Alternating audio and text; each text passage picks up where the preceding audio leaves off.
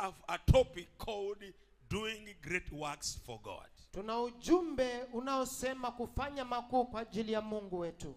The Bible says, them that know their God, Biblia inasema wao wamjua Mungu wao, they shall be strong, watakuwa hodari, and they shall do exploits. na watatenda mambo makuu. How can you be strong in the Lord? Utawezaje kuwa hodari katika Bwana? There are things which you are supposed to do. Kuna mambo ya kupaswa kufanya. There are some instructions you are supposed to follow Kuna maagizo unayostahili kuyafuata for you to become strong. ili wewe uwe hodari. Now, for us to do exploit, Basi sisi kufanya makuu, we need the presence of God. tunahitaji uwepo wa Mungu. We need the anointing of the Holy Spirit. Tunahitaji upako wa Roho Mtakatifu. We need faith in God. Tunahitaji imani ndani ya Mungu. And we need Na prayers. tunahitaji maombi.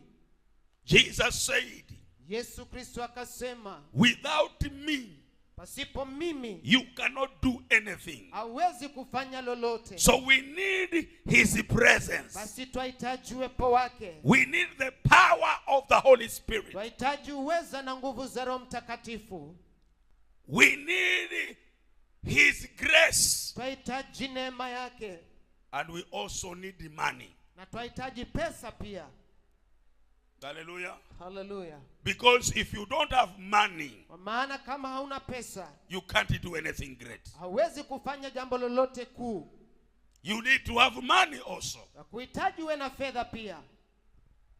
Hallelujah. Hallelujah. Even in your own life, Hata katika maisha yako you binafsi, have an ambition. una matumaini, Ambition. una malengo, You have a desire. una tamanio. You want to accomplish something here on earth. Wataka utimize jambo hapa duniani. Without money, Pasipo fedha, it will be a dream. itakuwa ni ndoto tu.